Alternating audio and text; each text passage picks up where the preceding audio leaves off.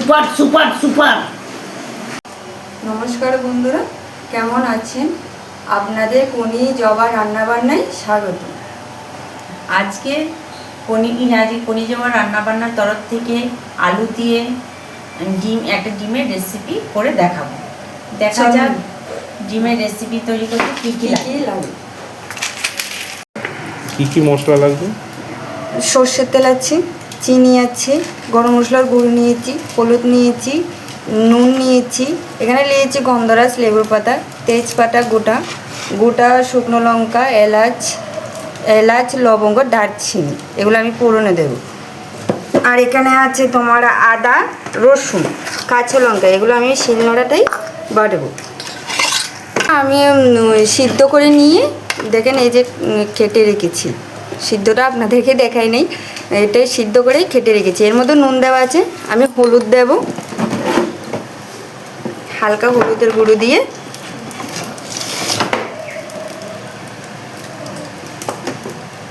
যাতে ভাজার সময় কালারটা সুন্দর হয়, পুড়ে না যায়, হালকা করে ভেজে নেব। এটার মধ্যে হাতে আমি এটা আস্তে আস্তে করে হলুদগুলো মেখে নেব।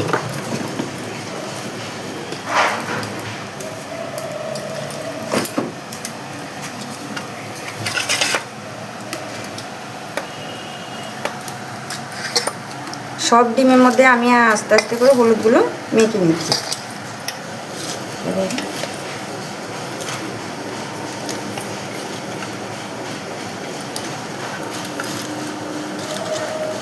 আচ্ছা, গোটা ডিমের রেসিপি আর কাটা ডিমের রেসিপির মধ্যে ডিফারেন্স কি? স্বাদের কোনো হ্যাঁ এটাতেই স্বাদটা টেস্টটা বেশি হয়, যেহেতু এটার মধ্যে আমার কেটে নিয়েছি, এটার মধ্যে আমার সব কিছু ঢুকবে মশলা, আর গোটা মশলার মধ্যে গোটা ডিমের মধ্যে আমার মশলা ঢুকবে না, যেহেতু ওটা আমরা হালকা করে ছেড়ে দিই, ওটা তার গোটা থেকে দিই, মানে ওটার থেকে ওটা তরকারিতে ছাড়া হয়। আর এটা তো যেহেতু কেটে করা হচ্ছে, কেটে নিয়ে এর মধ্যে মশলা ঢুকবে পুরোটা। এখানে আলু আছে আর ক্যাপসিকাম আছে, আর পেঁয়াজ কুচানো আছে, আর কাঁচা লঙ্কা চেরা আছে। পেঁয়াজ কতটা? পেঁয়াজ এখানে মিডিয়াম সাইজের 5টা পেঁয়াজ নেওয়া আছে। শিলে কি বাটা হচ্ছে? এখন আমি মশলাগুলো দেখিয়েছি, এগুলো এক এক করে বেটে নেব। আদা রসুন, এটা আমার পোস্তটা আগে বাটা হয়ে গেছে, এই পোস্ত বাটাটাও দেব। মানে এটাতে শুধু পোস্ত বাটা আছে? হ্যাঁ,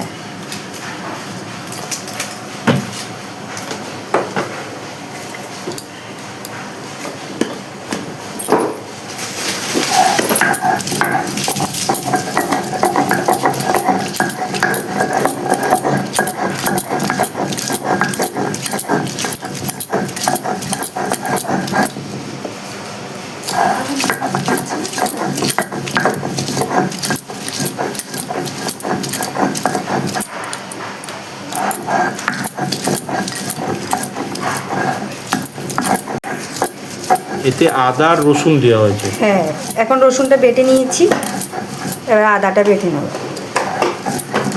একসাথেও বাটতে পারেন, নাহলে আলাদা আলাদা করেও বেটে নিতে পারেন, আমি একসাথেই বেটে নিচ্ছি।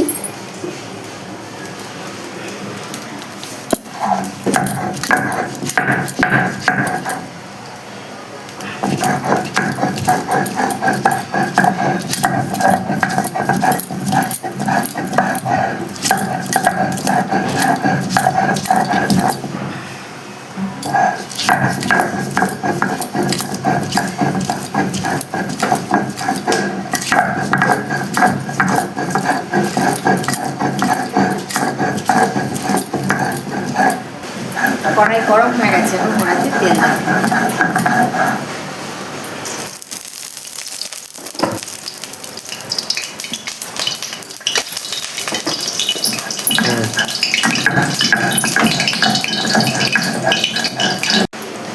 কড়াইতে একটু তেলের মধ্যে একটু নুন দিয়ে নিচ্ছি, আর একটু হলুদ বলছি, আর একটু হলুদ দিয়েছি।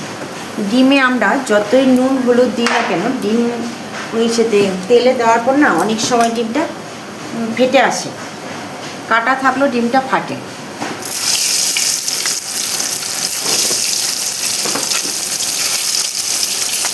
মানে এটা একটা টিপস। হ্যাঁ, এটা একটা টিপস।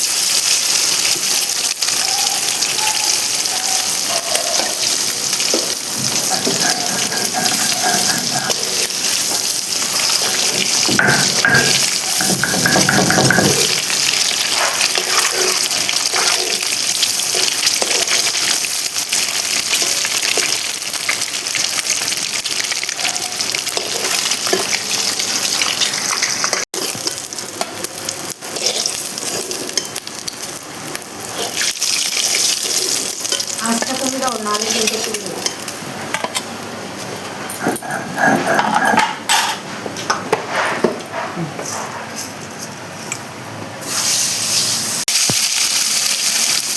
এখানে কটা ডিম আছে?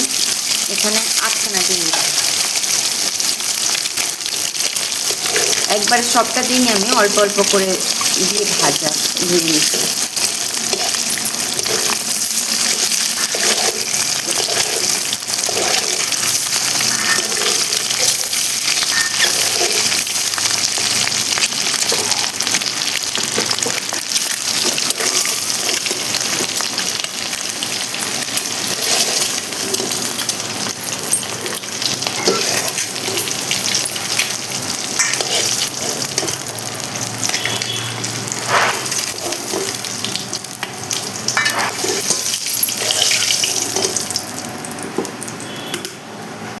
গোটা ধনে নিয়েছি, গোটা জিরে নিয়েছি। গোটা ধনেটা আমি প্রথমে বেটে নিচ্ছি।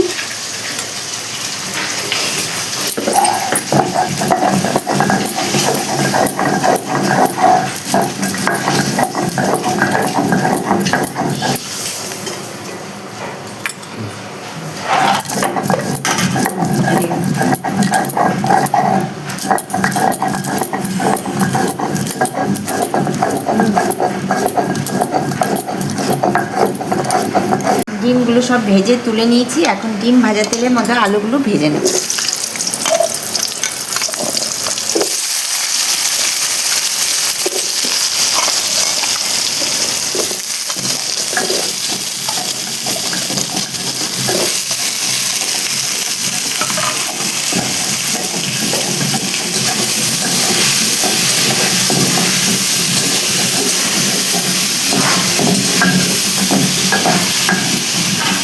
আলুর মধ্যে একটু নুন দিয়ে দেবো, 1/2 চামচ পরিমাণ নুন দিয়ে দিচ্ছি আলুতে।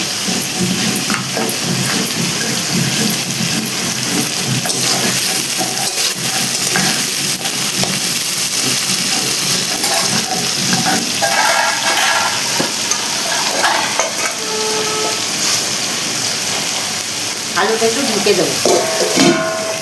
মানে সেদ্ধর জন্য নাকি? হ্যাঁ, সেদ্ধর জন্য। আপনারা যদি গোটা ডিমেরও কারি করেন বা তরকারি করেন, যাই করুন না কেন, যখন ডিমটা ভাজবেন তখন একটা বা দুটো ডিম কেটে নুন হলুদ মেখে ভেজে তরকারিতে দিয়ে দেখুন, ভালো হবে, তরকারির টেস্টটা বেড়ে যাবে। মানে এটা একটা টিপস। এটা একটা টিপস।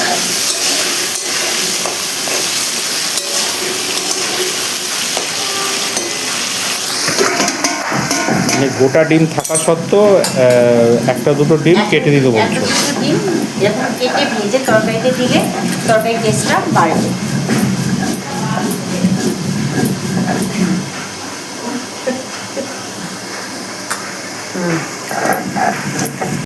বল। আমার গোটা ধনে আর গোটা জিরে বাটা হয়ে গেছে। ওদিকেরটা কি আছে পাশেরটা? এটা আদা রসুন আছে, এটা গোটা জিরে আর গোটা ধনে আছে। আমি এখন কাঁচা লঙ্কাটা বাটবো। আদা পাকা কাঁচা লঙ্কাটা বাটা হবে।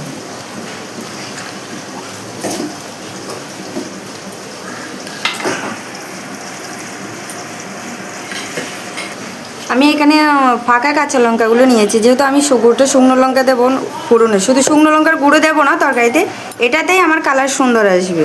এই কটা কাঁচা লঙ্কাই দেবো। আমাদের ঝাল যে যেরকম খাবেন। এই তো 6-7 কানা মতো আছে, 6-7 কানা মতোই আছে। এই কটাই কাঁচা লঙ্কাই দেবো। মানে লাল কাঁচা লঙ্কাটা দেওয়া হয়েছে তরকারি কালারের জন্য। আমি গুঁড়ো শুকনো লঙ্কা দেবো না, সেই জন্যই আমি কাঁচা এই শুকনো লঙ্কা করবো না, লঙ্কার পুরোটা। আমার আলু ভাজা হয়ে গেছে, এখন আলুটা আমি তুলে নেব। আচ্ছা, তেলটা যে ঢাললে ওটা কি সর্ষের তেল? হ্যাঁ, এটা পুরো রান্নাটাই আমার সর্ষের তেলে হবে।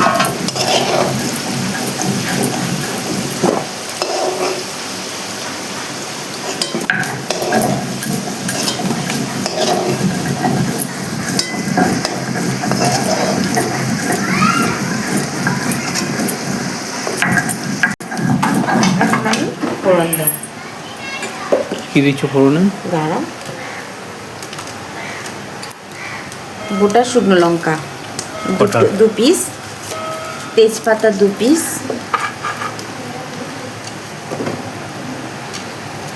এটা কি নাম হচ্ছে? একটা লবঙ্গ, 2টো এলাচ আর দারচিনি, গোটা গরম মশলা আমি ফোড়ন দিচ্ছি।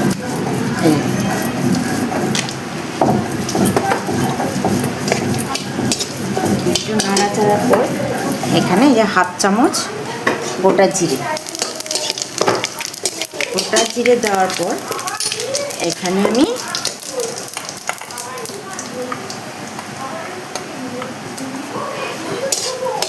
পেঁয়াজ যে কুচানো আছে, মিডিয়াম সাইজের 5টা পেঁয়াজ কুচানো আছে, পেঁয়াজ কুচানোটা দিয়ে দিই।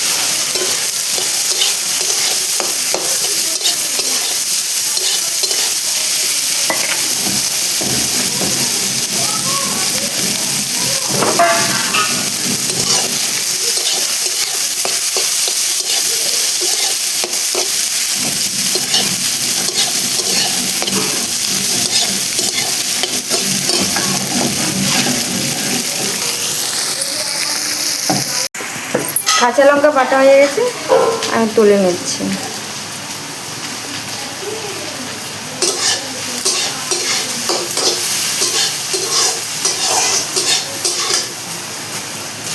আমি পেঁয়াজে একটু নুন দিয়ে দিচ্ছি, পেঁয়াজে 1/2 চামচ নুন দিয়ে দিচ্ছি। যেহেতু আলুতে আমার নুন দেওয়া ছিল, তাই পেঁয়াজে 1/2 চামচ দিয়ে দিচ্ছি।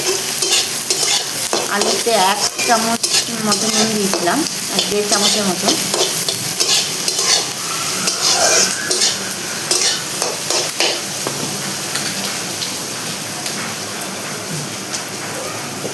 এবার পোস্ত বেটে নেব।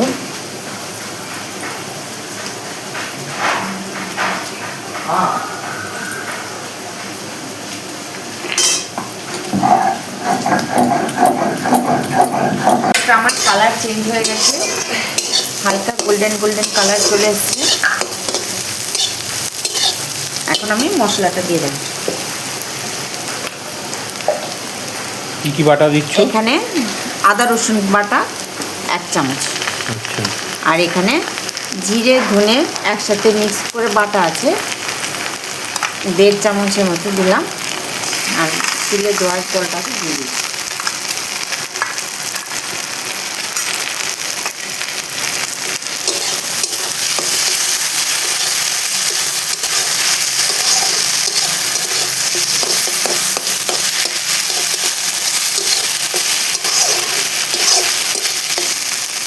এখন আমি কাঁচা লঙ্কা বাটাটা দিয়ে দেবো। এখানে লাল কাঁচা লঙ্কা বাটাটা দিয়ে দেবো, 1 চামচের মতন কাঁচা লঙ্কা বাটা।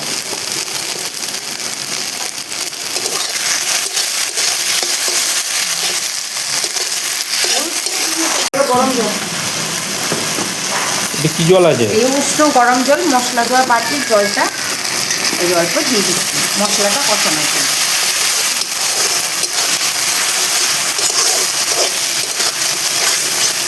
মশলাটা একটু কষানো হয়ে গেলে আমি হলুদটা দেবো, নাহলে এখন যদি হলুদটা দিয়ে আমি হলুদটা পুড়ে যাবে, কালারটা কালো হয়ে যাবে। যেহেতু আমি কাঠে রান্না করছি, আঁচটা বেশি, তাই তাড়াতাড়ি পুড়ে যাবে মশলাটা।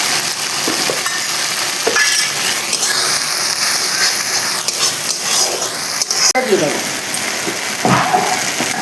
1 চামচের মতো, ছোটো চামচের মতো 1 চামচ হলুদ দিয়ে দিয়েছি। এখন চিনি,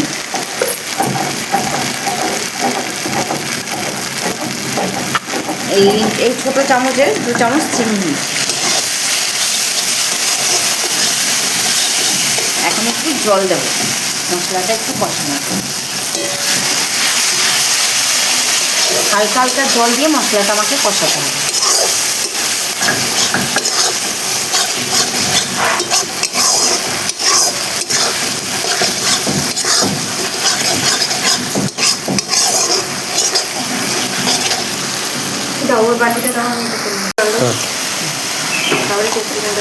হালকা একটু জল দিয়ে নিই, আমি জল দিয়ে অল্প অল্প জল দিয়ে আমাকে মশলাটা কষাতে হচ্ছে।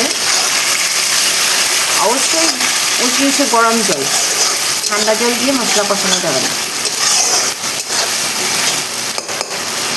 আর একটু নুন দেবো, যেহেতু ক্যাপসিকামটা দেবো একটু নুন দেবো,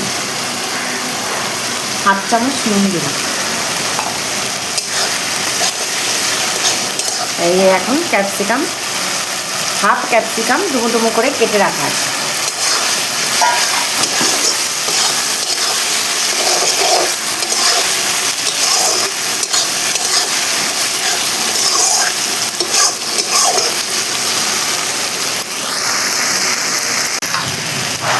আর মশলাটা কষানো হয়ে এসছে, তেল ছেড়ে দিয়েছে। এখন আমি ভাজা আলুগুলো দিয়ে দেবো।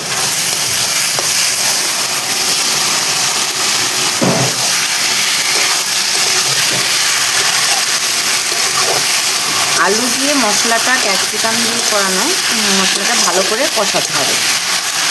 আর আপনারা এই রেসিপিটা দেখার সময় কেটে কেটে দেখবেন না, পুরো রেসিপিটা টানা দেখে যাবেন, নয়তো ভিতরে অনেক ছোটো ছোটো টিপস আছে, সেগুলো মিস করে যাবেন।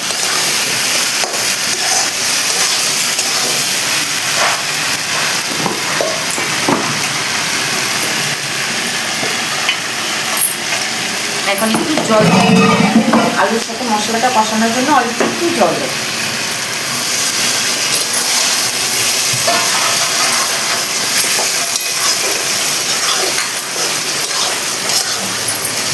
আলু আর মশলা থেকে তেলটা ছেড়ে দিলেই পোস্ত আর সাদা তিল বাটাটা দেব।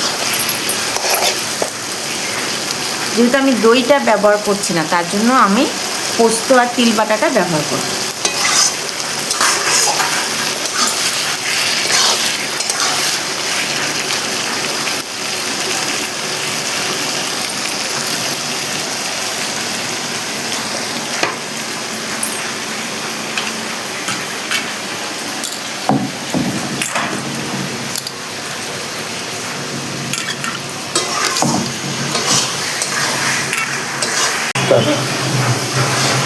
আমার মশলা থেকে আর আলু থেকে তেলটা ছেড়ে দিয়েছি, কষানোটা হয়ে গেছে। এখন আমি সাদা তিল আর পোস্ত বাটাটা দিয়ে দেবো। এখানে 1.5 চামচের মতো তিল আর পোস্ত বাটা আছে।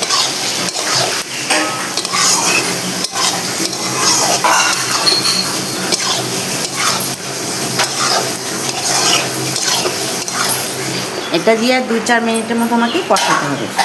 আর এটা মশলা ধুয়ে জলটা দেব।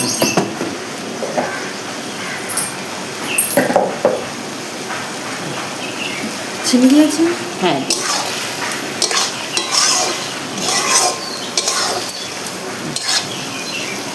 এখন মশলা ধোয়া বাটার জলটা দিয়ে দেবো।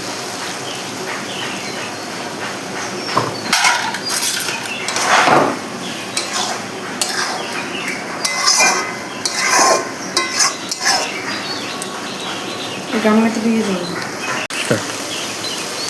এই যে আমার পুরো দমে মশলা কষানো হয়ে গেছে। গন্ধ হচ্ছে।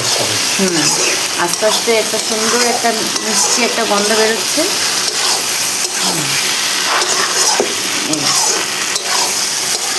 কড়াইতে লেগে যাচ্ছে। এখন আমি জল দিয়ে দেবো।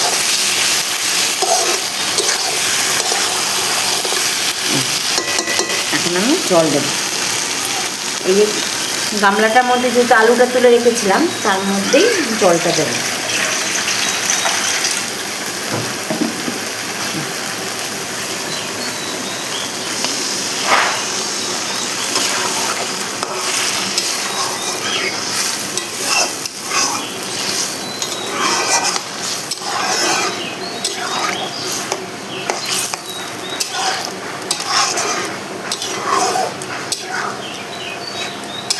বেশি জল দেব না, যেহেতু আলুটা আমি ভেজে নিয়েছিলাম, আলুটা আধা সিদ্ধ হয়ে গেছিলো। আর এখানে অল্প পরিমাণের জল, যাতে আলুটা একটু ডুবে যায়। জল দিয়েছি, এখন একটু ফুটে উঠলে আমি ডিমটা দিয়ে দেবো।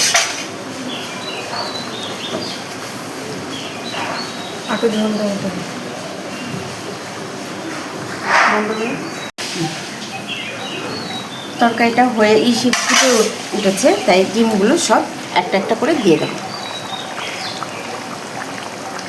উল্টো করে দেবে? হ্যাঁ।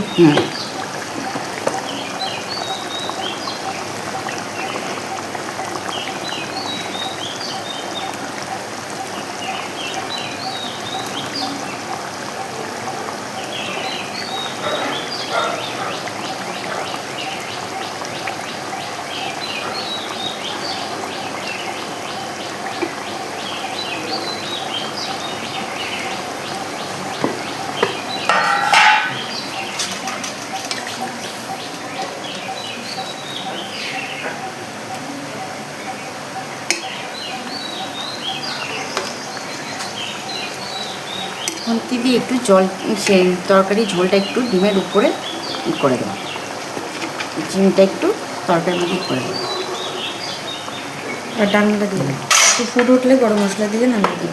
ফুটে উঠলে গরম মশলা দিয়ে নাও। ঢাকা দিয়ে 5 মিনিট ফোটাবো।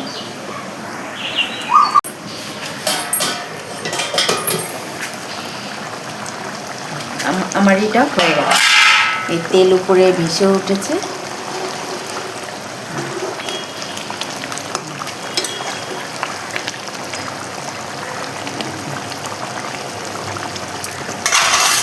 লেবু পাতা দেবো।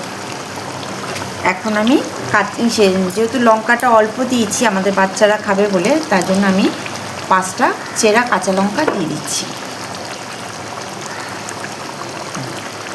এখন আমি গরম মশলার গুঁড়োটা দিয়ে দেবো। এই গরম মশলার গুঁড়োটা আমি ঘরে বানিয়েছি। ঘরে এলাচ, লবঙ্গ, দারচিনি, জায়ফল, জয়িত্রী, শাহি মরিচ আর শাহি জিরে হালকা রোস্ট করে ঘরে বানানো। আপনারা যদি না পারেন, কেনা গরম মশলাও বাজারে পাওয়া যায়, ওটা আপনারা ব্যবহার করতে পারেন। এখন আমি হালকা ঘি দিয়ে দেব।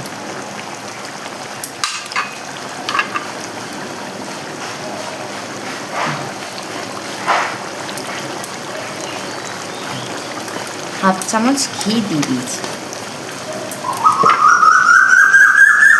আরেকটা জিনিস টিপস, সব ধরনের তো ডিমের কারি করে খেয়েছেন, এখন এটা একবার করে ট্রাই করে দেখবেন কীরকম লাগে। যেটা মেন সেটা হলো গন্ধরাজ লেবুর পাতা। লাস্টে আমি গন্ধরাজ লেবুর পাতা দিয়ে দেবো। এখন গন্ধরাজ লেবুর পাতাটা বাজারে পাওয়া যায়।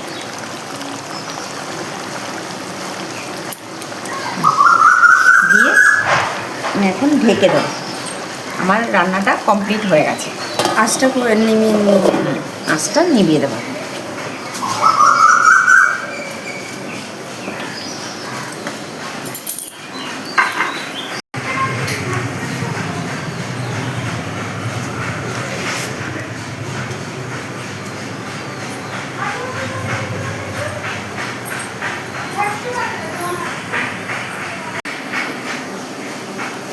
সুপার সুপার সুপার আজকের রেসিপিটা যদি আপনাদের ভালো লাগে, অবশ্যই কমেন্ট করে জানাবেন।